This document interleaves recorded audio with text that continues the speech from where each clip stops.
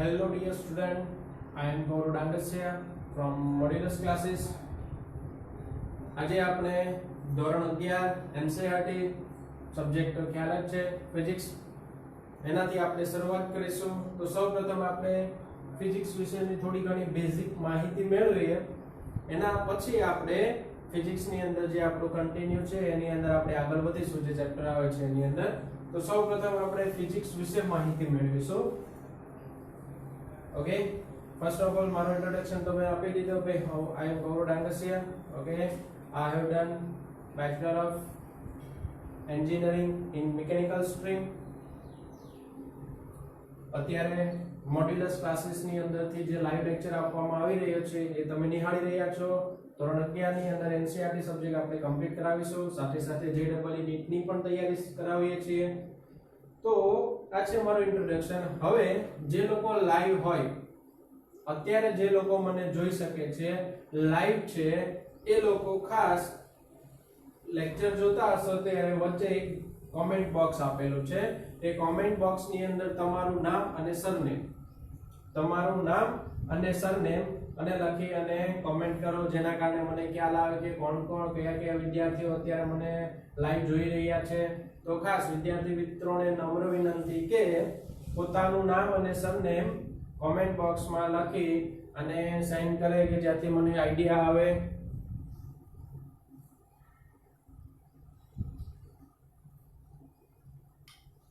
ઝડપથી જે વિદ્યાર્થી મિત્રો લાઈવ હોય ખાસ પોતાનું નામ અને સરનેમ લખી અને કોમેન્ટ કરશે, તો જેનાથી મને આઈડિયા આવશે કે કયા વિદ્યાર્થીઓ અત્યારે મને લાઈવ જોઈ રહ્યા છે. તો ઝડપથી પોતાનું નામ લખી અને સરનેમ લખી અને કોમેન્ટમાં ઓકે દેખાય છે તમને કોમેન્ટ બોક્સ જેવું કંઈ દેખાતું હશે. ઓકે, એના ઉપર ક્લિક કરશો એટલે કીપેડ ઓપન થશે. તમારું કીપેડ પર તમારું નામ સરનેમ ટાઈપ કરીને સેન્ડ કરો કે જેનાથી મને ખ્યાલ આવી જાય. એ બહાને તમારી આજે એટેન્ડન્સ પણ લેવાઈ જશે. ઘણા બધા વિદ્યાર્થીઓ હોય, અમુક મને જાણતા હશે, અમુક ન પણ જાણતા હોય. ના જાણતા હોય એ પણ મારા કોન્ટેક્ટમાં હોય, જાણતા હોય એના કોન્ટેક્ટમાં તો હું છું ઓલરેડી.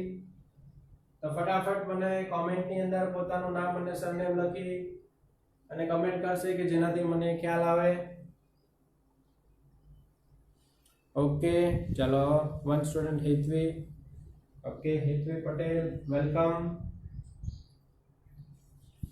Another one. Okay, બીજું કોણ છે?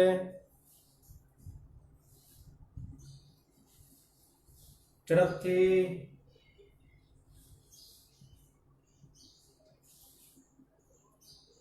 ઓકે, ચલો નિધિ રાજ્યગુરુ, વેલકમ.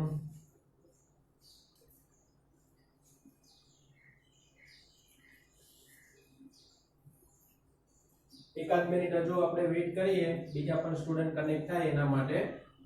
પછી આપણે આપણો ટોપિક સ્ટાર્ટ કરીશું.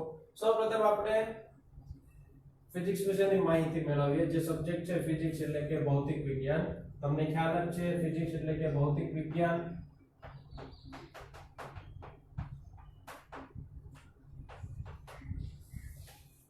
ઓકે, ભૌતિક વિજ્ઞાન. એની અંદરથી પહેલા આપણે આ શબ્દ ઉપર ફોકસ કરીએ. વિજ્ઞાન. ઓકે, વિજ્ઞાન એટલે કે શું કે ભાઈ તમે એને ઇંગ્લિશમાં કહેશો કે વિજ્ઞાન એટલે કે સાયન્સ. ચાલો ભાઈ આપણે હું શબ્દ રાખી સાયન્સ, બરાબર. તમારું માન રાખી દઈએ વિજ્ઞાન એટલે કે સાયન્સ. સાયન્સ શબ્દ જે છે આનો અર્થ શું થાય અને શા માટે આ શબ્દ ઉદ્ભવ્યો? તો જે સાયન્સ શબ્દ છે એ ગ્રીક ભાષાનો એક શબ્દ છે સાયન્ટિયા, જે તમે ઘણી વાર અહીંયા જોઈ રહ્યા છો, ટ્યુશન ક્લાસ છે ને સાયન્ટિયા. બસ એ જે સાયન્ટિયા પરથી શબ્દ આવ્યો છે સાયન્સ. આ શબ્દ છે ગ્રીક ભાષાનો શબ્દ. કઈ ભાષા? ગ્રીક ભાષાની અંદર. અને સાયન્સની અંદર સાયન્સની અંદર જે મોટા ભાગના નિયમો આવ્યા એ મોસ્ટ ઓફ કાં તો કોઈ ઇન્ડિયન હશે, ઇજિપ્ત, ગ્રીક ભાષાના મતલબ કે ગ્રીક લોકો હશે, યા તો યુરોપિયન કન્ટ્રી. આ જે 4-5 દેશો છે એની અંદરથી મોટા ભાગ સાયન્સનો ઉદ્ભવ થયેલો છે. અને ગ્રીક શબ્દ જે છે, ગ્રીક ભાષા જે છે, ગ્રીક લોકો, એ લોકોને નવું નવું જાણવામાં, નવું નવું કંઈક કરવામાં થોડો વધારે ઇન્ટરેસ્ટ હતો. એટલે આપણે સાયન્સની અંદર અવનવા ગ્રીક ભાષાની અંદરથી આવેલ શબ્દ છે એવું આપણે ઘણીવાર કહીશું. સાયન્ટિયા શબ્દ પરથી આવેલો છે સાયન્સ. સાયન્સનો મતલબ શું થાય અને એ શા માટે સાયન્સ શબ્દ કીધો? ભાઈ સાયન્ટિયા જે છે, સાયન્ટિયા, આનો મતલબ થાય જાણવું. ગ્રીકમાં કહે છે એને સાયન્ટિયા, આપણે ગુજરાતીમાં કહીએ જાણવું. હવે જાણવાની જિજ્ઞાસા માણસમાં આવી ક્યાંથી? તો જાણવા માટે ભાઈ વચ્ચે વચ્ચે હું ગાયબ થતો રહીશ, મિસ્ટર ઇન્ડિયા બની જઈશ, બરાબર છે. વચ્ચે વચ્ચે ક્યારેક ભાઈ હું ગાયબ થતો રહીશ, મિસ્ટર ઇન્ડિયા બનીશ, તો તમારે ગભરાવાની જરૂર નથી. કારણ કે શું, મને ડોક્ટરે કીધું ચાલવાનું, એટલે હું ચાલવાનું કામ કરીશ. તમારે ચાલવાનું નથી ભાઈ, તમારે શાંતિથી બેસીને લેક્ચર જોવાનો છે. જાણવું શબ્દ જે છે એ ક્યાંથી આપણા મનમાં આવ્યો, ક્યાંથી એ વસ્તુ? તો ભાઈ આપણી આસપાસ રહેલી ઘણી બધી ઘટનાઓ છે. આપણે ઉદાહરણ તરીકે લઈએ કે ભાઈ તારાઓ આપણે રાતના સમયે જોઈએ છીએ, તો એ ઘણીવાર ટમટમતા હોય, બરાબર. તારાઓનું ટમટમ. હું ધોરણ 10 ની અંદર ભાઈ કદાચ કે 9th ની અંદર એક્ઝેક્ટ યાદ નથી, એ સાયન્સ ની અંદર ઘણીવાર આ ક્વેશ્ચન પૂછાય કે તારાઓ શા માટે ટમટમતા હોય છે. બાકી હકીકતમાં ત્યાં કઈ એવું થોડું છે, એલઈડી ફિટ કરેલી છે કે તારાની અંદર ચાલુ બંધ ચાલુ બંધ ચાલુ બંધ થાય, એવું છે નથી. એવું આનો મતલબ કે ભાઈ તારાઓનું ટમટમ આ એક કુદરતી ઘટના થઈ. પછી છે વરસાદના સમયે મેઘગર્જના થવી, વીજળી થવી. બીજી વસ્તુ, અત્યારે હું જે બોલું છું એ તમારા સુધી પહોંચે છે અવાજ, આ વસ્તુ પણ એક પ્રકારે નવીન કંઈક છે, બરાબર ને. તો આ જે કંઈ નવીન પ્રકારની ઘટનાઓ હતી, કુદરતની જે ઘટનાઓ છે, એને જાણવા માટે થઈને માણસ કેવો હતો, પહેલેથી ઉત્સાહી. કેમ? કારણ કે એની આસપાસ જ બધી ઘટનાઓ જોવા મળતી હતી. મેઘગર્જના થાય એવું થોડું છે કે ભાઈ સુરતમાં મેઘગર્જના થાય, વલસાડમાં નહીં થાય, બરાબર છે. ભાઈ સુરતની અંદર થશે, અમદાવાદમાં મેઘગર્જના નહીં થાય, અથવા ભાવનગરની અંદર મેઘગર્જના થાય, સુરતની અંદર નહીં થાય. ઓકે, એવું કંઈ છે નહીં. દરેક જગ્યા પર આ ઘટનાઓ જોવા મળતી હતી. તો માણસની જિજ્ઞાસા વધતી ગઈ કે આવું શું કરવા થાય છે. બીજી વસ્તુ, આપણે બોલીએ છીએ એમ પણ નોર્મલી જ્યારે સામસામે ઊભા હોય અને બોલીએ તો ત્યારે પણ એવું થયું કે ભાઈ શા માટે બોલેલા શબ્દો કાન સુધી પહોંચે છે, બરાબર છે. બીજી વસ્તુ કે ભાઈ માનો કે એક દરવાજો આપેલો છે, દરવાજો બંધ કરી દીધો અને પેલી બાજુ માણસ ઉભેલો છે, ત્યાંથી બોલશે એ આ બાજુ સંભળાય છે, આ બાજુ બોલે એ ત્યાં પણ સંભળાય, પરંતુ એકબીજાને જોઈ શકતા નથી, બરાબર છે. તો કેમ, શા માટે જોઈ શકતા નથી અને અવાજ શા માટે સંભળાય છે? ઓકે, આ વસ્તુ પણ આપણે જોઈશું ધોરણ 12 ની અંદર, ચેપ્ટર નંબર 10 છે તરંગ પ્રકાશ શાસ્ત્ર. એની અંદર આ વસ્તુ જોઈશું આપણે કે શા માટે આપણે બોલીએ, અવાજ એકબીજાને સંભળાય પરંતુ જોઈ શકતા નથી, બરાબર છે. બીજી વસ્તુ, બોલીએ છીએ તો અવાજનું પ્રસરણ જે છે તરંગ સ્વરૂપે થાય. તો ધોરણ 11 ની અંદર ચેપ્ટર નંબર 15 લાસ્ટ ચેપ્ટર છે, જેની અંદર આપણે જોઈશું કે તરંગનું પ્રસરણ શા માટે થાય, કેવી રીતે થાય, ધ્વનિ તરંગ શું છે, કેવા પ્રકારના છે, સંગત તરંગ છે, લંબગત તરંગ છે. આ બધી વસ્તુ તમે થોડી માહિતી ધોરણ 9 અને 10 ની અંદર જોઈ ગયા છો. ઓકે, એ પણ આપણે આગળ જોઈશું, બરાબર છે. હવે આપણે આવીએ સાયન્સ ની અંદર અલગ અલગ બ્રાન્ચ પડતી ગઈ કે ભાઈ જાણવું છે તો મારે કોના વિશે જાણવું છે, બરાબર. કે ભાઈ કોઈ કેમિકલ પદાર્થ આપેલો છે કે ભાઈ એનું વર્ણન મારે કરવું હોય કે ભાઈ H2O છે એટલે કે પાણી વિશે મારે જાણવું હોય કે ભાઈ કેવું છે, કડવું છે, ખાટું છે, તીખું છે, તુરું છે, મોળું છે, સ્વાદ રહિત છે, કેવો કલર છે, આ બધું જાણવું હોય કે પાણી વિશે, તો એ આપણે ક્યાં આવશે? તો કેમિસ્ટ્રી ની અંદર. કેમ? કારણ કે રસાયણ છે, બરાબર છે. તો સાયન્સના જે છે એ પેટા પછી પ્રકારો બનતા ગયા કે ભાઈ ભૌતિક વિજ્ઞાન, સાયન્સ એટલે કે રસાયણ વિજ્ઞાન, એ જ રીતે બાયોલોજી કે ભાઈ બોડીને લગતું કંઈ જાણવું હોય, પછી એ માણસ હોય કે વનસ્પતિ હોય કે કોઈ પણ પ્રાણી હોય તો એ બાયોલોજી ની અંદર આવશે. ઓકે, તો સાયન્સના પેટા પ્રકારની અંદર આપણે જે છે ભૌતિક વિજ્ઞાનને ફાધર ઓફ સાયન્સ કહેવાય. શું કહેવાય? Father of science. એ પણ હું તમને કહીશ કેવી રીતે અને ક્યાંથી આવ્યું એ. ઓકે, ભૌતિક વિજ્ઞાન એટલે કે ફાધર ઓફ સાયન્સ. એટલે તમે અત્યારે જે ભણી રહ્યા છો એ કોને ભણી રહ્યા છો? ફાધર ઓફ સાયન્સ ને. ઓકે, તો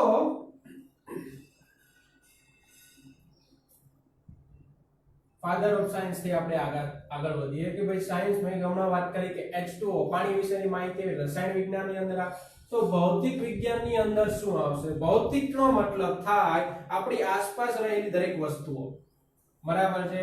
ભૌતિકનો મતલબ થાય આપણી આસપાસ રહેલી દરેક વસ્તુઓ, એટલા માટે થઈને ભૌતિક ઇંગ્લિશમાં આપણે કહીએ ફિઝિક્સ, બરાબર છે? અને ફિઝિક્સ નું બીજું નામ છે પ્રકૃતિ. શું નામ છે? પ્રકૃતિ. એટલે કે આસપાસ રહેલી દરેક જે બોલીએ છીએ અવાજ એક જગ્યાએથી બીજી જગ્યા પર પહોંચે છે, આસપાસ જ છે આપણે, એટલે ભૌતિક જગત સાથે આ સંકળાયેલું છે, એટલે એને શું કહેવાય? એક પ્રકારની પ્રકૃતિ છે, બરાબર? આપણે એકબીજાને જોઈ શકીએ છીએ. શા માટે? પ્રકૃતિને આભારી. કેમ પ્રકૃતિને? કે ભાઈ તમે મને જોઈ શકો, હું તમને જોઈ શકું. જ્યારે સામે હોય ત્યારે શા માટે જોઈ શકીએ? કે ભાઈ પ્રકાશના કિરણો છે એ પદાર્થ ઉપર પડશે, ત્યાંથી પરાવર્તન પામીને ક્યાં આવે? ભાઈ આપણી આંખમાં. જોવાનું તો આંખથી જ છે ભાઈ, કોઈ નાકથી તો જોવાના નથી. ઓકે, નાકથી જોઈએ તો કેવું ખરાબ લાગે. ઓકે, આપણે ક્યાંથી જોઈએ છીએ? આંખો વડે જોઈએ તો પ્રકાશના જે કિરણો છે પરાવર્તન પામીને ક્યાં આવશે? આપણી આંખમાં આવશે, બરાબર? તો એ વસ્તુ કેવી છે? ધારો કે આ બોર્ડ છે, બોર્ડ હું જોઈ શકું છું, તો એને હું ટચ પણ કરી શકું. આ વસ્તુ શું થઈ ગઈ? ભૌતિક વિજ્ઞાન, બરાબર? જે આપણી આસપાસ જ છે, એટલા માટે થઈને ફિઝિક્સ શું કહેવાય? પ્રકૃતિ. અને મારા મત અનુસાર, મારો એટલે કે મિસ્ટર જીડી સર, ઓકે, મારા મત અનુસાર ફિઝિક્સ નો મતલબ છે મોહમાયા. કારણ કે આપણી આસપાસ રહેલી દરેક ઘટનાઓ સાથે સંલગ્ન છે, એટલે મારા મત અનુસાર ફિઝિક્સ એટલે કે મોહમાયા, બરાબર છે? જેને મોહમાયામાં રસ હોય એને ફિઝિક્સ આવડે, જેને મોહમાયામાં રસ ના હોય એને ફિઝિક્સ આવડે નહીં. કોઈ ધારો કે સાધુ હોય, કોઈ મહાન સાધુ હોય, સાધુને જઈને પૂછશો કે ભાઈ ગુરુત્વાકર્ષણનો નિયમ બોલો, તો એને ખબર નહીં હોય, કારણ કે તો મોહમાયાથી પરે છે. એટલે જેને મોહમાયામાં ઇન્ટરેસ્ટ હોય એને ખબર હોય. તમને મોહમાયામાં રસ છે એટલે તમને ખબર કે ભાઈ ગુરુત્વાકર્ષણનો નિયમ શું, ન્યૂટને જે આપેલો હતો એ. ઓકે, તો ફિઝિક્સ નો મતલબ થાય છે ભાઈ મોહમાયા, યાની કે પ્રકૃતિ, કે આપણી આસપાસ જોવા મળતી જે વસ્તુઓ છે, શા માટે ઘટનાઓ થાય છે, બસ એનો પ્રકાર, એને જ આપણે સમજવાનું છે આ ભૌતિક વિજ્ઞાનની અંદર. ઓકે, તો જ્યારે સાયન્સનો ઉદ્ભવ થયો, આપણે સ્ટોરી પર આવીએ. જ્યારે સાયન્સનો ઉદ્ભવ થયો, બરાબર? સાયન્સનો ઉદ્ભવ ક્યારે થયો? ભાઈ મનુષ્ય પૃથ્વી ઉપર આવ્યા પછી, બરાબર છે? હવે મનુષ્ય જ્યારે પૃથ્વી ઉપર આવે છે તો શું જોશે? એ સૌથી પહેલા તો કે ભાઈ એકબીજાને જોવે, તો એકબીજાની કમ્પેરિઝન કરે સૌથી પહેલા તો ભાઈ એકબીજાની કમ્પેરિઝન એટલે કે સરખામણી મારે કરવી કેવી રીતે? તો ભાઈ સરખામણી મારે કરવા માટે થઈને એવું કે ભાઈ બે વ્યક્તિને આજુબાજુમાં ઉભા રાખીએ, આપણે એના વિશે કેવું હોય, ધારો કે આપણને એનો નેચર ખબર નથી, તો આપણે સરખામણી કેવી રીતે કરી શકીએ? તો કે ભાઈ એકની ઊંચાઈ કેટલી છે, બરાબર છે? બીજાની ઊંચાઈ કેટલી છે, આ રીતે ઊંચાઈની સરખામણી કરો. કદ કેવું છે, રંગ કેવો છે, મતલબ કે વજન કે એવું, એ રીતે પણ આપણે એકબીજાની શું કરી શકીએ? આપણે સરખામણી કરી શકીએ. તો સરખામણી કરવા માટે થઈને આપણે જરૂરિયાત શેની ઊભી થઈ? કે ભાઈ માપન, બરાબર? મારે જરૂરિયાત કોની ઊભી થઈ? માપન. કે જેવા પૃથ્વી ઉપર આવ્યા એટલે પહેલી જરૂરિયાત આપણને શેની ઉદ્ભવી? કે ભાઈ માપન, બરાબર છે? તો હું માપું કેવી રીતે? એ બી થાય કે ભાઈ હાઈટ છે આટલી, તો આપણે એવું તો કહેવાય નહીં કે ભાઈ આ ભાઈ આટલો હાઈટ નો છે, આ ભાઈની આટલી હાઈટ છે, એટલે આટલું એટલે કે શું, બરાબર ને? તો માપન તો આપણને ખ્યાલ આવ્યો કે ભાઈ એની જરૂરિયાત ઊભી થઈ કે ભાઈ મારે કમ્પેરિઝન કરવી છે ને દુનિયાની અંદર. જ્યાં સુધી કમ્પેરિઝન ના થાય ત્યાં સુધી ક્યારેય સાયન્સની અંદર આપણે આગળ વધી શકીએ નહીં. કમ્પેરિઝન ઓલવેઝ જરૂરી છે, અને ડેવલપમેન્ટ માટે પણ કમ્પેરિઝન હોય. આપણે બધા વખતે થાય ને, તમારામાં પણ થયું હોય ધોરણ 10 ની અંદર હતા ત્યારે કે ભાઈ બાજુવાળા છોકરો કે છોકરી છે આટલો સમય રીડિંગ કરે છે, આને તો આટલો સમય રીડિંગ કરવું જ જોઈએ, આના ફર્સ્ટ પ્રિલિમિનરીમાં આટલા ટકા પર્સન્ટેજ આવ્યા હતા, તારા કેમ ઓછા? મતલબ કે કમ્પેરિઝન. અને જ્યાં સુધી એ કમ્પેરિઝન ના થાય ત્યાં સુધી તમને પણ એવું અંદરથી ઈચ્છા નહીં થાય કે ભાઈ ધારો કે કોઈ કોમ્પિટિશન જ નથી, કમ્પેરિઝન જ નથી, તો તમે રીડિંગ કરવાના નહીં કરવાના. કેમ? કારણ કે હું એકલો જ છે, અજય અમેર, બરાબર ને? અજય અમર, હું એક જ છું, એક જ હોય તો ટોપ પર જ રહેવાનો, કોઈ કોમ્પિટિશન જ નથી, એટલે કે માપન કે સરખામણી જ નથી. ઓકે, ચાલો ભાઈ આપણે માપનની જરૂરિયાત ઊભી થઈ. હા, માપનની જરૂરિયાત ઊભી થઈ તો ભાઈ અલગ અલગ વસ્તુઓને અલગ અલગ રીતે માપવી પડે. બરાબર છે કે ભાઈ આપણે વજન કરવું હોય, બરાબર, કોઈ વ્યક્તિનું વજન કરવું હોય કે ભાઈ 40 કિલોગ્રામ છે, 50 કિલોગ્રામ છે, કિલોગ્રામ, યાની કે ભાઈ એવું તો ક્યારે કહીશું નહીં કે ભાઈ આ ભાઈનું વજન 50 કિલોમીટર છે, કે ભાઈ છગનભાઈનું વજન 40 સેન્ટીમીટર છે. વજનમાં તો આપણે એવું કહીશું નહીં, ત્યાં શું કહીશું આપણે ભાઈ કિલોગ્રામ છે. મતલબ કે કિલોગ્રામ ને સેન્ટીમીટર આ બે વસ્તુને આપણે પકડીએ તો એ શું છે કે ભાઈ માપન માટે જરૂરી કંઈક છે, એ કંઈક છે અને આપણે શું કહીએ, એકમ.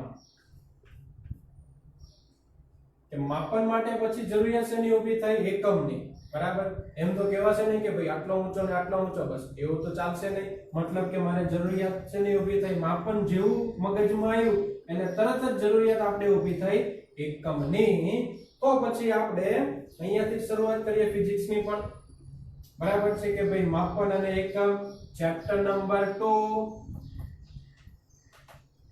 ફિઝિક્સ ની અંદર ફર્સ્ટ ચેપ્ટર છે ભૌતિક જગત છે. જે આવું બધું અંદર આપેલું છે તમે વાંચો તો ઠીક છે, ના વાંચો તો કંઈ નહીં, એ આપણા માટે અગત્યનું નથી. કારણ કે આની અંદર આવતા જેટલા નિયમો ને બધું છે ઓલરેડી આપણે આગળના ચેપ્ટરોમાં ડિટેલમાં ભણીશું. એટલે ચેપ્ટર 2 થી સ્ટાર્ટ કરીએ, માપન અને એકમ. માપન એટલે તો ખબર કે ભાઈ સરખામણી કરવી. એકમ એટલે કે શું, તો હું એકમની વ્યાખ્યા આપું છું, થોડી ભયંકર વ્યાખ્યા છે. એકમની હું વ્યાખ્યા આપું થોડી એવી ભયંકર છે કે કોઈ પણ ભૌતિક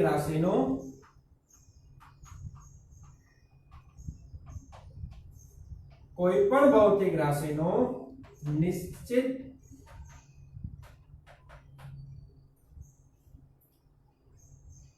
યાદચ્છિક રીતે પસંદ કરે,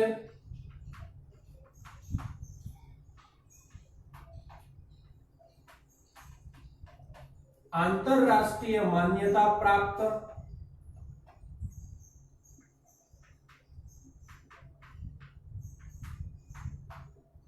પ્રમાણભૂત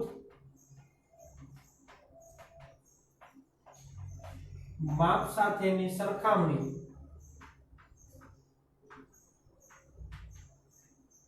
એને શું કહેવાય, માપન. ઓકે, અને અહીંયા જે આપણે પ્રમાણભૂત માપ લીધું,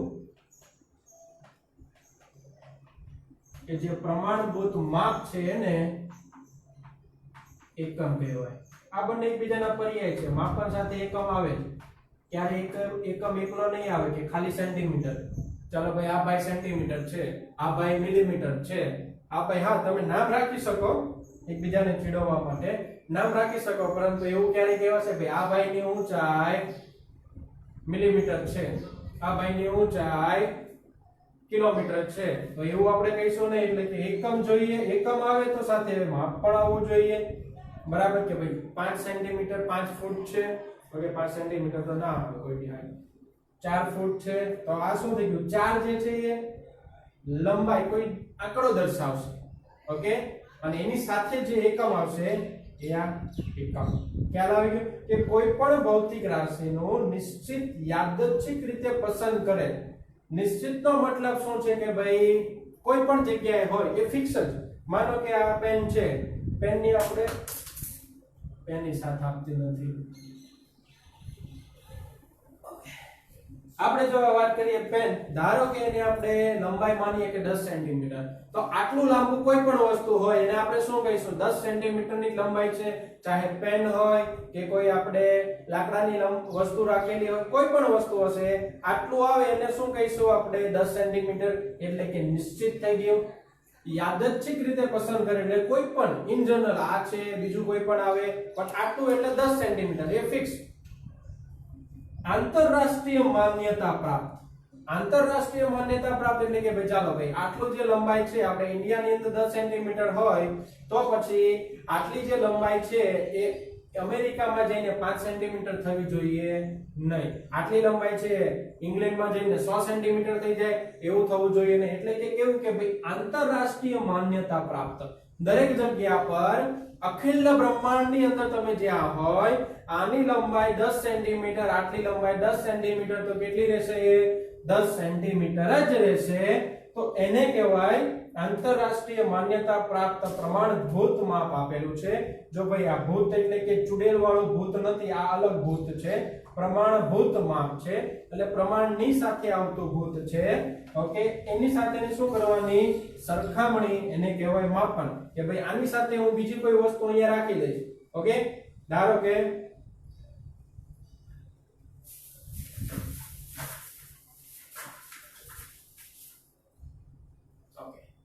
ધારો કે હું પ્રમાણભૂત માપ જે છે આને લઈશ કે ભાઈ આ 4 સેન્ટીમીટર કે 3 સેન્ટીમીટર છે. ઓકે, આની સાથે ધારો કે હું આને રાખીશ તો ભાઈ બંને કેવા આવે છે? લગભગ સરખા. મતલબ કે આ 3 સેન્ટીમીટર હોય તો આ પણ કેટલું હશે? 3 સેન્ટીમીટર. એટલે કે શું થઈ ગયું? પ્રમાણભૂત જે માપ હતું આને મેં પ્રમાણભૂત લીધું. આટલું હું લઉં ગમે ત્યાં, એ દરેક શું આવશે? દરેક જગ્યા પર 3 સેન્ટીમીટર. બરાબર. તો એની સાથેની શું કીધી? સરખામણી. કે ભાઈ અહીંયા હતું એની સાથે આને રાખી દઈએ એટલે એની સાથે એની સરખામણી થઈ ગઈ. ઓકે, એ સરખામણીને આપણે શું કહીશું? માપન. અને જેમાં માપીએ છીએ કે ભાઈ સેન્ટીમીટર, કિલોમીટર, મિલીમીટર, કિલોગ્રામ, એને આપણે શું કહીશું? એકમ. ખ્યાલ આવી ગયો? તો એકમ જે છે એના પ્રકારો આપણે જોઈએ કે ભાઈ એકમના પ્રકારો કયા કયા. માપનની જરૂરિયાત શા માટે ઊભી થઈ? તમને ખબર પડી ગઈ. એના માટે આવશે માપનની સાથે તરત જ આવ્યું એકમ. શા માટે આવ્યું એ પણ તમને ખબર પડી ગઈ. એકમની વ્યાખ્યા. હવે આપણે જોઈએ કે એકમના પ્રકારો. એ પહેલા ચાલો ભાઈ કોઈને ડાઉટ છે? ભાઈ તમે લોકો કમેન્ટ થ્રુ મારી સાથે વાત કરી શકો.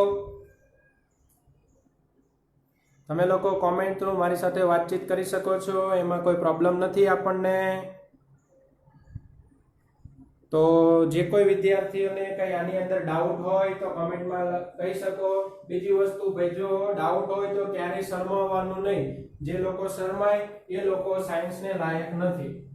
બરાબર છે? જે લોકો શરમાય એના માટે આ કઈ કામનું નથી. કારણ કે શરમ સાઈડ પર મૂકીને ભાઈ આઈન્સ્ટાઈનને જોઈએ ને તમે લોકોએ. આઈન્સ્ટાઈન છે, ન્યૂટન છે, બધાના વાળ કેવા હોય? બરાબર ને? એકદમ વિચિત્ર પ્રકારના વાળ હતા. આપણે એમ છતાં એ લોકોને શરમ હતી નહીં. ત્યારે લોકો આજે પણ એમને યાદ રાખે છે. તો બસ, તો તમારે પણ એવું જ કરવાનું. બસ વાળ એવા નથી કરવાના.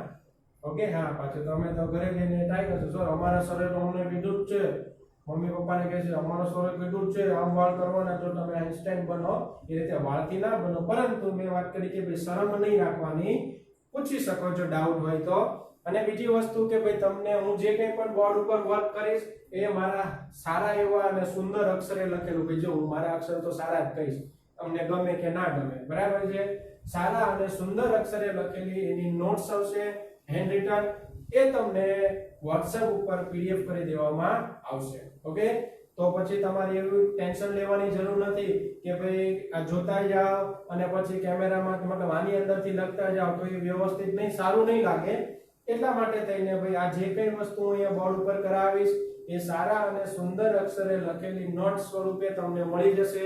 એટલે WhatsApp પર હું તમને PDF કરી દઈશ જેની અંદરથી તમારે જોવાનું રહેશે. ચાલો ભાઈ, આની અંદર તો આઈ હોપ કે તમને કોઈને ડાઉટ નથી. છતાં એક વખત હું કોમેન્ટ ચેક કરી લઉં. જો તમને કઈ ડાઉટ હોય, તમે કોઈ કંઈ કીધું હોય. ચાલો ભાઈ, કોઈ કંઈ કીધું નથી. બીજી વસ્તુ દેખાય છે ને બધાને ક્લિયર? ઓકે, ચાલો તો ભાઈ આપણે અહીંયાથી હવે થોડુંક એવું આગળ વધીએ.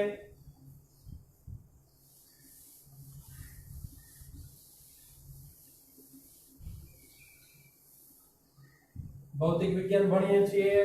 ફાધર ઓફ સાયન્સ તો છે જ, એટલે મારે સાફ કરવું નથી. ચેપ્ટર નંબર 2 માપન અને એકમ. એમાંથી આપણે એકમની વાત કરીએ તો ભાઈ એકમના પ્રકાર.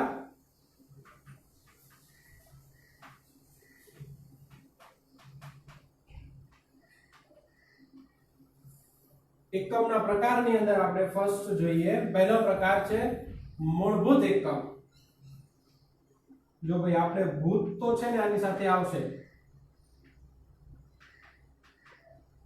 મૂળભૂત એકમ એટલે શું? મૂળ જેમાં હોય. મૂળ એટલે આપણને ખબર ને ભાઈ વનસ્પતિના મૂળ ક્યાં હોય? જે મેઇન જે છે વનસ્પતિ માટે એ મૂળ ક્યાં હોય? નીચે જ હોવાના. બરાબર ને? એ શું કહેવાય એના માટે? એના માટે એક પ્રકારની જીવાદોરી કહેવાય. જો મૂળ ના હોય વનસ્પતિને તો એ જીવતી રહેશે નહીં રહે. બસ એ જ રીતે એકમની અંદર મૂળભૂતનો મતલબ એવો થાય કે જે ભૌતિક રાશિ જરૂરી છે એના વગર ચાલે એમ જ નથી એના જે એકમ હોય, કારણ કે અહીંયા ભૌતિક રાશિ તો લેવાય નહીં ભાઈ, એનું માપન એટલે કહેવાય ને એનું એકમ. તો જે જરૂરિયાત વાળી ભૌતિક રાશિ છે એના એકમને આપણે મૂળભૂત એકમ કહીશું. ઓકે, પહેલો પ્રકાર મૂળભૂત એકમ. તો જે ભૌતિક રાશિની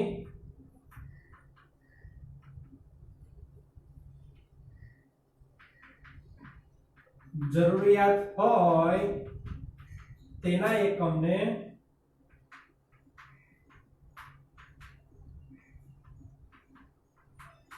મૂળભૂત ભૌતિક રાશિ મૂળભૂત એકમ કહીશું.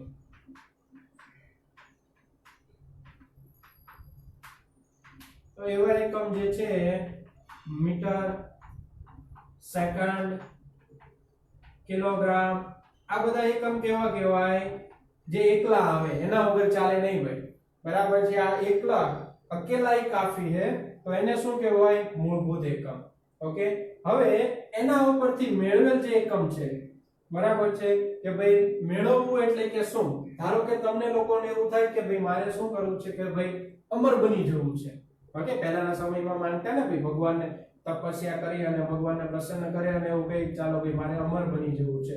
ઓકે, અમર બની જવા માટે થઈને તમે શું કરો? તપસ્યા. તપસ્યાને બીજો શબ્દ એવું પણ કહેવામાં આવે, અહીંયા તો એવું કહેવાય નહીં તપસ્યાના એકમો, ખરાબ લાગે ને?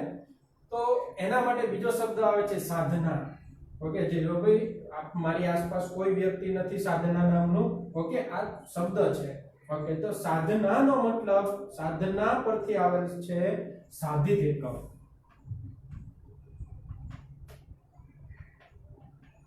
કેવો એકમ? સાધિત. સાધિત એટલે કે સાધના કરવાથી પરોક્ષ રીતે તમે કંઈક પ્રાપ્ત કરો, એને કહેવાય સાધિત. તો અહીંયા પરોક્ષ રીતે શું પ્રાપ્ત કરવાનું? એકમ.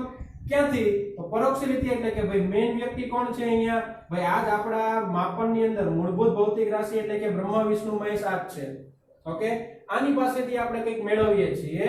ઓકે, તો એને કહેવાય સાધિત એકમ. એટલે કે મૂળભૂત ભૌતિક રાશિ પરથી, મૂળભૂત ભૌતિક રાશિના એકમ પરથી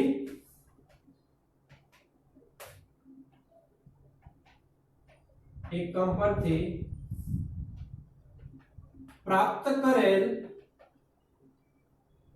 એકમને સાધિત એકમ કહેવાય. ઓકે, ખ્યાલ આવી ગયો? જોરથી બોલો ભાઈ, મને ના સંભળાય તો કઈ નહીં. ખ્યાલ આવી ગયો ને? જોરથી બોલવાનું ભાઈ. આજુબાજુમાં તમારા પેરેન્ટ્સ બેસેલા હોય તેમને લાગવું જોઈએ કે ભાઈ મારું બાળક જે છે અત્યારે ફિઝિક્સ ભણી રહ્યું છે. બરાબર ને?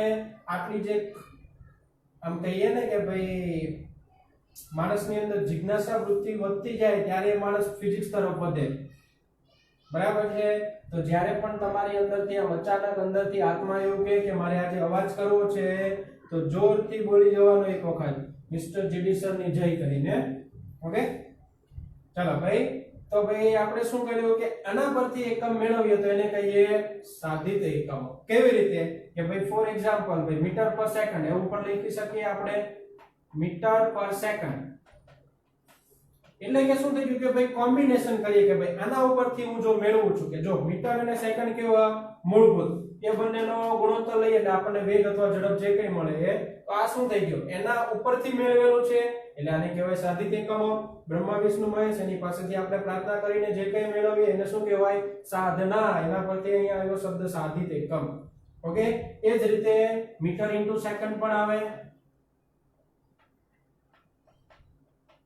બરાબર. પછી આવે કિલોગ્રામ ઇન્ટુ સેકન્ડ આવે. મતલબ જે કંઈ પણ આ રીતે કોઈ પણ એકમ હોય, મીટર પર સેકન્ડ સ્ક્વેર હોય, તો આ બધા એકમો શું છે કે આના પરથી આવેલા છે, એવા દરેક એકમને શું કહેવાય? સાધિત એકમો. આ બંને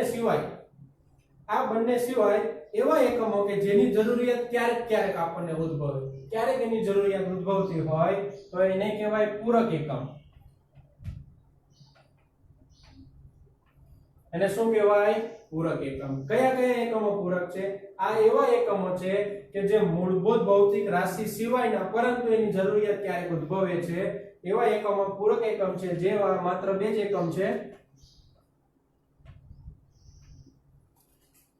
રેડિયન અને સ્ટીરેડિયન. ઓકે, રેડિયન એટલે કે સમતલ કોણ. સમતલ કોણ એટલે કે ભાઈ આ રેખા દોરી, આ બીજી રેખા, બંને વચ્ચેનો ખૂણો થીટા, થીટાને જેમાં માપીએ એ એકમ છે રેડિયન. આ જે ખૂણો જેમાં માપીએ ડિગ્રી નહીં, ડિગ્રી સિવાયનો બીજો એકમ છે એને કહેવાય રેડિયન. કે જે રીતે સ્ટીરેડિયન પણ આવશે, એ પણ હું તમને પછી કરાવીશ કે ભાઈ સ્ટીરેડિયન નો મતલબ શું થાય. ઓકે, ખ્યાલ આવી ગયો. જો ભાઈ ચાલો ભાઈ મેં એકમ નક્કી કરી લીધા. ઓકે, મેં શું નક્કી કરી લીધું? એકમ. કે ભાઈ માપન અને એકમ. માપન કોને કહેવાય એ ખ્યાલ આવી ગયો, એકમ કોને કહેવાય એ આવી ગયો. હવે માપવાની અલગ અલગ રીત હોઈ શકે, બરાબર ને? માપવાની શું હોય? અલગ અલગ રીત હોય કે ભાઈ કોઈ વજન કાંટા પર મેઝર કરશે, કોઈ બીજી રીતે મેઝર કરે, ભાઈ કોઈ ધારો કે મેઝર ટેપ હોય લંબાઈ માપવા માટે, કોઈ મેઝર ટેપ નો ઉપયોગ કરે અથવા તો કોઈ સ્કેલ નો ઉપયોગ કરશે, બરાબર? તો એ જ રીતે માપન માટેની અલગ અલગ પદ્ધતિઓ આવેલી. તો માપનની પદ્ધતિ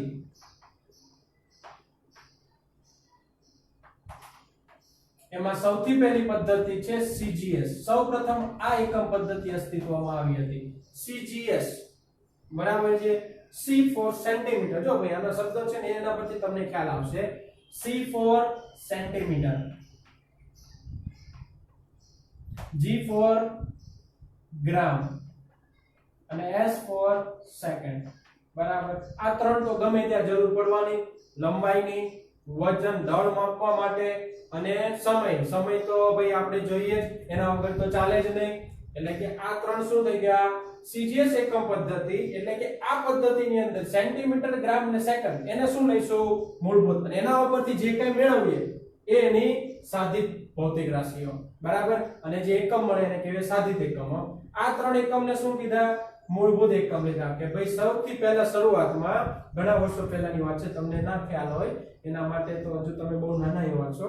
આ તો અમારા જમાનાની વાત છે, બરાબર છે? બહુ ઘણા વર્ષો પહેલાની વાત છે, લગભગ કઈ 1600 કે 1500 આસપાસની વાત છે. ભાઈ તમને ના ખબર હોય, એના એ સમયમાં તમે નહોતા એટલે, બરાબર છે? તે સમય આસપાસની વાત છે કે ભાઈ સીજીએસ એકમ પદ્ધતિ આવી. એની અંદર સેન્ટીમીટર, ગ્રામ અને સેકન્ડ ને મૂળભૂત લીધા, બરાબર છે? પરંતુ આ એકમ કેવા પડે? નાના. કે ભાઈ દર વખતે કઈ આપણે સેન્ટીમીટરમાં થોડું કામ કરીશું. મોટા મોટા આવે તો કયું આપણે લખવા જવાનું 15000 સેન્ટીમીટર, તકલીફ પડે ને. તો પછી મોટા એકમો આવ્યા, મોટી એકમ પદ્ધતિ MKS. MKS જો ભાઈ M for metre, K for એટલે કે આનો મોટો એકમ કિલોગ્રામ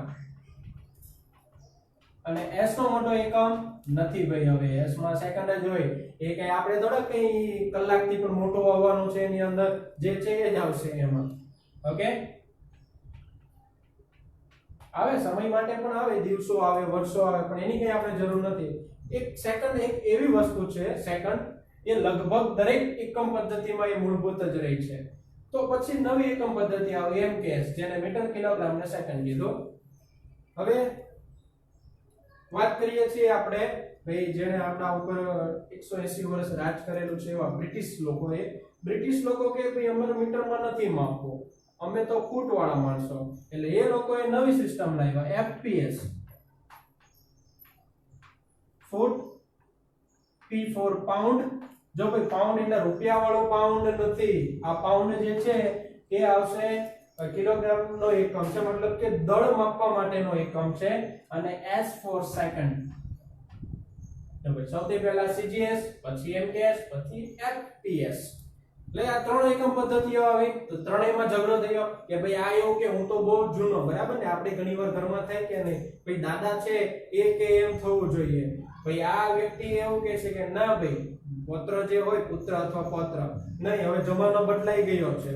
આ એમ કે નહીં જૂના પ્રમાણે રહો, આ એવું કે નહીં જમાનો બદલાઈ ગયો. આ તો એકદમ ત્રીજો જ વ્યક્તિ, અલગ જ. એવું એક કઈ નહીં, આ બંનેમાંથી કોઈમાં માને નહીં, અલગ જ, બરાબર? તો અવારનવાર આ ત્રણેય એકમ પદ્ધતિમાં શું થતા? ઝઘડા થતા. FPS કે હું મોટો, CGS કે હું મહાન, MKS કે હું મહાન. એટલે આ ત્રણેયમાં બહુ તકલીફ પડતી, ત્રણેય ઝઘડા કરતા ડેઈલી. હવે ડેઈલીના ઝઘડાથી ત્રાસી ગયા બધા લોકો. એટલે બધા લોકો ત્રાસી ગયા. એટલે ભાઈ એ જ સમયની વાત છે, બહુ તમે લોકોને ખ્યાલ નહીં હોય, બહુ ઘણા વર્ષો પહેલાની વાત છે. તો એ સમયની અંદર માત્ર એક જ વ્યક્તિ હતા પૃથ્વી ઉપર, કારણ કે આઈન્સ્ટાઈન અને આપણા બીજા કોણ ન્યૂટન ગયા પછી એક જ વ્યક્તિ પૃથ્વી ઉપર બચ્યા હતા, મહાન. ઓકે ઓકે, આ જે છે એની વાત છે. કારણ કે આઈન્સ્ટાઈન એ તો બધા તો પછી આવ્યા, એ પહેલાની વાત છે ને આ તો. એટલે એ સમયની અંદર માત્ર એક જ વ્યક્તિ હતા, મહાન વ્યક્તિ.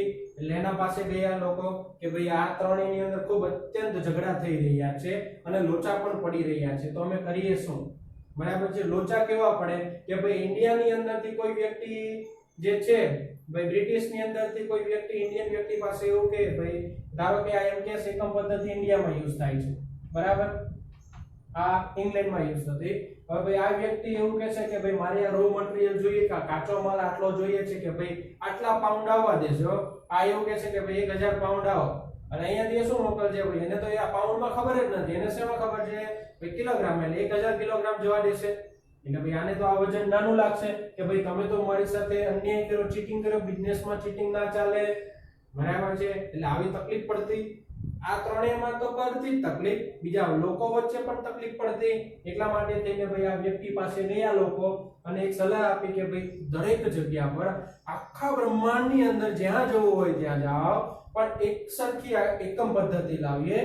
એ એકમ પદ્ધતિને પછી નામ આપવામાં આવ્યું કે આંતરરાષ્ટ્રીય સ્તરે દરેક જગ્યા પર માપવું હોય તો એક જ પ્રકારની એકમ પદ્ધતિ, જેને નામ આપ્યું એસઆઈ એકમ પદ્ધતિ.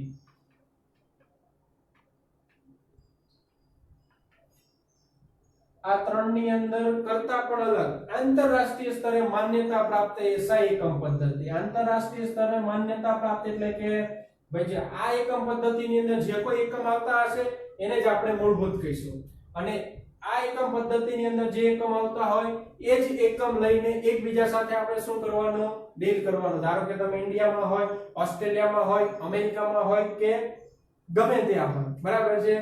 તમને ભાઈ સાઉથ આફ્રિકાના જંગલની અંદર એમેઝોન જંગલમાં હોય તો પણ આપણે શું કરવાનું? એસઆઈ એકમ પદ્ધતિ જ ફોલો કરવાની રહેશે. એને કહેવાય આંતરરાષ્ટ્રીય સ્તરે માન્યતા પ્રાપ્ત એકમ પદ્ધતિ. એસઆઈ એટલે કે સિસ્ટમ ઓફ ઇન્ટરનેશનલ. એસઆઈ એટલે કે સિસ્ટમ ઓફ ઇન્ટરનેશનલ.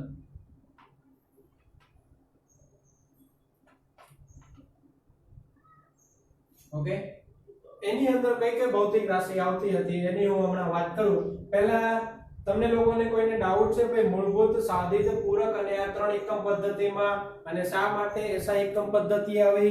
એમાં કોઈને ડાઉટ છે? જો ડાઉટ ના હોય તો હું બોર્ડ સાફ કરી નાખીશ. તમારે ટેન્શન લેવાની જરૂર નથી. આ વસ્તુ જે છે તમને ફોટો પાડી અને એની જે પીડીએફ છે તમને સેન્ડ કરી દેવામાં જ આવશે. તો કોઈને ડાઉટ છે તમે કોમેન્ટમાં આન્સર આપી શકો, નો પ્રોબ્લેમ.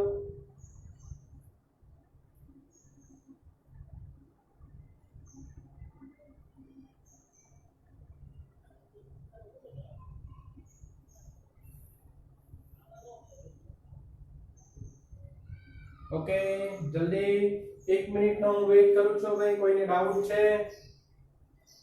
ડાઉટ હોય તો હું પછી બોર્ડ સાફ કરતા પહેલા તમને સમજાવી દઉં. જો કે આમાં તો કઈ ડાઉટ જેવું છે નહીં. ઓકે, દાઉદ ઇબ્રાહિમ નહીં હો ભાઈ, ખાસ ધ્યાન રાખજો, બરાબર છે. એ દાઉદ હોય તો તમે તમારી પાસે રાખજો ભાઈ, અમારે જરૂર નથી. ઓકે ભાઈ, તમારામાંથી કોઈને કઈ ડાઉટ નથી લાગતો? ચાલો ભાઈ, તો પછી હવે આપણે વાત કરી લઈએ.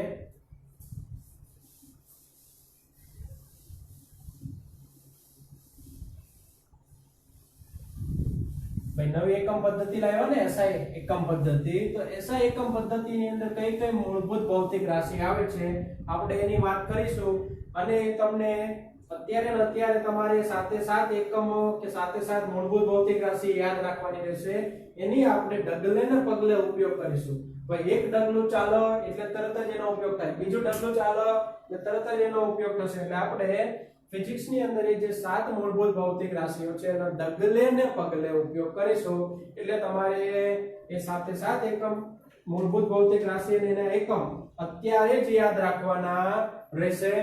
હું જેમ બોલાવતો જાઉં એમ પછી તમારે બોલવાનું રહેશે.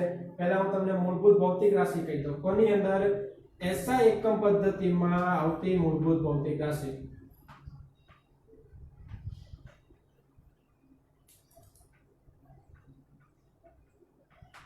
અથવા ખાલી એસઆઈ એકમ પદ્ધતિ જ આપણે રાખીએ, બરાબર. એની અંદર કઈ કઈ મૂળભૂત ભૌતિક રાશિનો સમાવેશ થાય છે ઓકે, તો સૌપ્રથમ આપણે લખીએ મૂળભૂત ભૌતિક રાશિ.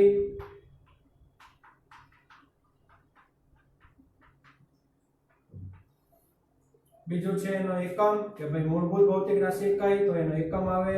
અને એકમની સંજ્ઞા, કે ભાઈ એકમની સંજ્ઞા શું આવે, મીટર આવે તો એમ વડે દર્શાવીશું ને, સ્મોલ એમ. તો સૌપ્રથમ આપણે જોઈશું મૂળભૂત ભૌતિક રાશિ એટલે પહેલા લંબાઈ અથવા તો અંતર, આની જરૂર પડે. લંબાઈ અથવા તો અંતર ગમે તે હોય, લંબાઈ, તો એના માટે એકમ નક્કી કરવામાં આવ્યો મીટર, સંજ્ઞા થશે સ્મોલ એમ. બીજું લંબાઈ પછી આવે દળ, જે આપણે અહીંયા આવશે એકમ આવશે કિલોગ્રામ, સંજ્ઞા આવશે સ્મોલ કેજી. થર્ડ વન સમય, તો એ આપણે માપીશું એસઆઈ એકમ પદ્ધતિમાં સેકન્ડ, સંજ્ઞા સ્મોલ એસ. ફોર્થ વન, કે ભાઈ આ ત્રણ તો જરૂરી જ હતી. બીજી વસ્તુ, તમારા ઘરે ઇલેક્ટ્રિક સપ્લાય આવે એટલે આપણે એવું કહીએ ને કે ભાઈ પ્રવાહ આવે છે એમ, તો વિદ્યુત પ્રવાહ, તો એના માટે હવે કંઈક નક્કી કરવું પડશે. તો ભાઈ નવી ભૌતિક રાશિ કઈ આવી, વિદ્યુત પ્રવાહ, જેની જરૂરિયાત હોવાની, ઘરે સપ્લાય તો આવે જ ને. ઓકે, તો એના માટે એકમ છે એમ્પિયર, જેને આપણે કેપિટલ એ વડે દર્શાવીશું. પછી છે કે ભાઈ આપણે લોકો અવારનવાર અત્યારે જો ગરમી કેવી પડે છે, અસંખ્ય ગરમી છે ને, અસહ્ય ગરમી છે, સોરી અસંખ્ય નહીં, અસહ્ય ગરમી છે. તો એ ગરમી જે છે આપણે માપીએ છે માં, તો કઈ ભાઈ તાપમાન, બરાબર ને. તો એ જે આપણું તાપમાન છે, તાપમાન આપણે એકમ લઈશું એના માટે કેલ્વિન. એમ તો આપણે ડિગ્રીમાં માપીએ, પરંતુ એસઆઈ એકમ છે કેલ્વિન, એની સંજ્ઞા છે કેપિટલ કે. ઓકે, તાપમાન નથી ભાઈ, તાપમાન જ છે. પાછા ઘરે જઈને કહેશે ભાઈ અમારા ઘરે તાપમાન આટલું છે, પછી તમારા પેરેન્ટ્સ છે ને તમારું તાપમાન ઉતારી દેશે. છઠ્ઠું દ્રવ્યનો જથ્થો. હવે દ્રવ્યનો જથ્થો એટલે કે ભાઈ આપણે પરમાણુ સ્તરે વાત કરતા હોઈએ કે ભાઈ H2 ના આટલા અણુઓ છે, O2 ના આટલા અણુઓ છે, તો ત્યારે આપણે એવું નહીં કહીએ કે ભાઈ મેં 10 કિલો H2 અણુઓ લીધા, 20 કિલો O2 અણુઓ ખરીદ્યા, એવું આવશે નહીં. તો ત્યાં શું આવે, દ્રવ્યનો જે જથ્થો છે એના માટે એકમ આવે મોલ, કે ભાઈ મેં આટલા મોલ H2 લીધા, આટલા મોલ CO2 લીધા, બરાબર છે. તો એ સમયે શું આવશે, મોલ. હવે લાસ્ટ બટ નોટ લીસ્ટ, છેલ્લું છે જ્યોતિની તીવ્રતા. જો ભાઈ આ પણ તમારી આસપાસ રહેનાર કોઈ વ્યક્તિ નથી, બરાબર છે. જ્યોતિબેન કરીને તમારી આસપાસ કોઈ રહેતું નથી.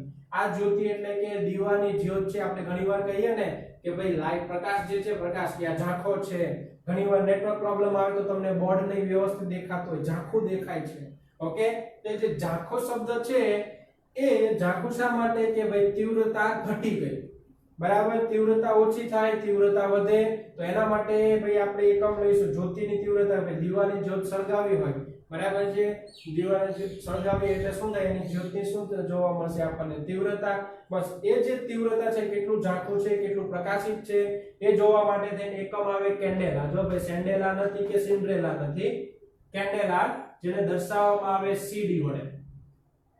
ફરીથી લંબાઈ મીટર m, દળ કિલોગ્રામ કેજી, સમય સેકન્ડ s, વિદ્યુત પ્રવાહ એમ્પિયર a, તાપમાન કેલ્વિન k, દ્રવ્યનો જથ્થો મોલ mol, જ્યોતિની તીવ્રતા કેન્ડેલા CD. ઓકે, ફરીથી મારી સાથે રિપીટ કરવાનું છે. જે વિદ્યાર્થીઓ જોઈ રહ્યા છે, વિદ્યાર્થીઓ જે જોઈ રહ્યા છે એ લોકો મારી સાથે રિપીટ કરશે. જો નહીં રિપીટ કરો તો તમને તમારી સાસુના સમ છે, જો ભાઈ હા પછી કહેતા નહીં કે સાસુમાં અમને મળ્યા જ નહીં, બરાબર છે. એટલે તમે અહીંયા રિપીટ કરજો તો તમારી સાસુમાં હેમખેમ જીવિત રહેશે ને તે પછી તકલીફ પડે થોડી ઘણી. ઓકે, તો ભાઈ તમને તમારી સાસુના સમ છે, તમારે રિપીટ કરવાનું રહેશે. મારી સાથે રિપીટ કરો. લંબાઈ મીટર m, દળ કિલોગ્રામ કેજી, સમય સેકન્ડ s, વિદ્યુત પ્રવાહ એમ્પિયર a, તાપમાન કેલ્વિન k, દ્રવ્યનો જથ્થો મોલ, જ્યોતિની તીવ્રતા કેન્ડેલા CD.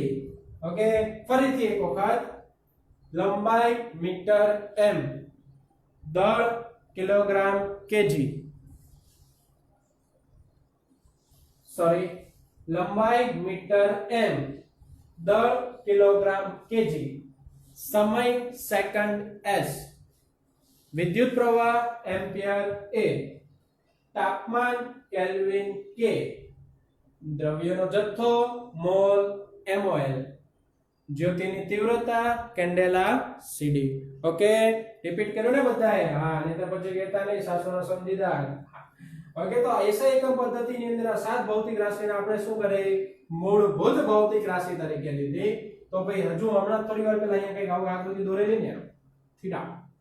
ઓકે તો ભાઈ આનું શું કરવું કે ભાઈ અમારે આવું કંઈક માપવાનું આવ્યું હોય, તમને એવું કહેવામાં આવે કે ભાઈ એક્ઝેક્ટ 90 ડિગ્રી પર આપણે ભાઈ ચાપ મારી અને પછી કઈ જે કઈ લંબ દોરવા હોય, બરાબર છે, લંબ દ્વિભાજક દોરવા હોય, બરાબર છે, કે ભાઈ આટલા ડિગ્રી પર હોય, આટલા ખૂણા પર હોય, તો ભાઈ એના માટે મારે થીટાને વ્યાખ્યાયિત કરવું પડશે.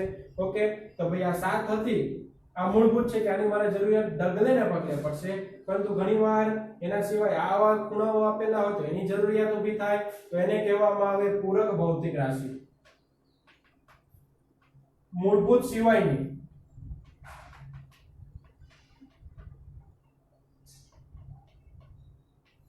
શું કહેવાય?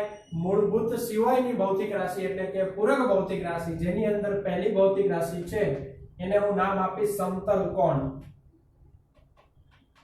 એક પ્રકારે આ ખૂણો જ છે, પરંતુ નામ શા માટે સમતલ કોણ આપ્યું? એને થીટા વડે દર્શાવીએ. ભાઈ આ સમતલની અંદર જ છે ને આ ખૂણો, આ જે બોર્ડનું સમતલ છે એની અંદર જ આ ખૂણો આવેલો છે, એટલા માટે મેં એને કીધું સમતલ કોણ. બરાબર? આપણે ખૂણો અહીંયા માપતા હોઈએ, કોણ માપક આમ હવામાં રાખીશું નહીં ને, આના પર જ લઈ જશું એટલે જે તે સમતલમાં છે એટલે આને કહેવાય સમતલ કોણ. હવે સમતલ કોણ આપણે માપવો હોય તો ભાઈ શું કરીએ? તો સમતલ કોણ માટે ધારો કે આપણે r ત્રિજ્યાના એક પરિપથ ઉપર આટલી એક ચાપ લઈએ. શું લઈએ? ચાપ. ચાપ. ઓકે એમાં પછી પ ઉમેરી દેવાનો, ચાપ. એને હું કહીશ ds. ds લંબાઈની ચાપ લઈએ તો ભાઈ આ ત્રિજ્યા r જ હોવાની. એ આ બિંદુએ શું આંતરે? ખૂણો આંતરે. તો ભાઈ આ ખૂણાને શું કહેવાય? સમતલ કોણ. તો ભાઈ આકૃતિમાં દર્શાવ્યા મુજબ આપણે ફિઝિક્સ ની અંદર આ નિયમ રાખવાનો હંમેશા, જ્યારે આકૃતિ દોરો એટલે શરૂઆતમાં પહેલી જ લાઈન આવે આકૃતિમાં દર્શાવ્યા મુજબ. ઓકે તો આકૃતિમાં દર્શાવ્યા મુજબ